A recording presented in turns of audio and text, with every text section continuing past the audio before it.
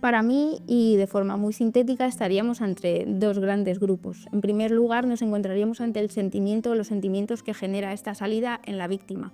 Y podríamos destacar la vergüenza por esa sobreexposición, el miedo por cómo va a afectar estas situaciones a su vida y la desconfianza tanto en la sociedad como en el propio sistema. Además, afecta mucho la situación personal y familiar de la víctima, en concreto si tiene hijos en común con el agresor, si tiene apoyo de su entorno, estabilidad financiera, porque se agrava gravemente estos bloques cuando existe una dependencia económica de la víctima con el agresor. Para mí podríamos mejorar en tres grandes bloques. En primer lugar, concretar qué son actos y qué constituyen actos de violencia de género y cuáles están dentro de ese tipo legal. Cuando máxime no estamos dentro de una violencia física, sino psicológica o en cualquiera de sus formas.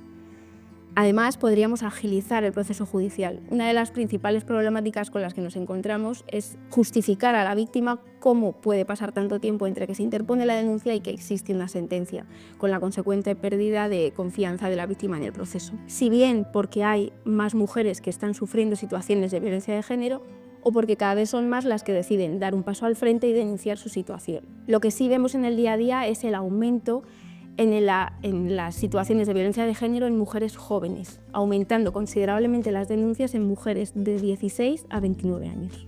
Cuanto más jóvenes son las mujeres, menos percepción tienen sobre qué actitudes o acciones forman formas de violencia de género, muchas veces por la propia edad en la que la están viviendo. Además, las jóvenes tienden a romantizar y asemejar estos actos de violencia con actos de amor o actos de protección, cuando muchas veces suponen un inicio en esa escalada de ser víctima de violencia de género. Creo que por suerte cada vez hay menos normalización de las situaciones de violencia de género. Si bien sí podemos percibir diferencias entre si la violencia se ha ejercido de forma física, en la que sí hay una respuesta muy contundente, puesto que es fácilmente identificable y está socialmente muy sancionado.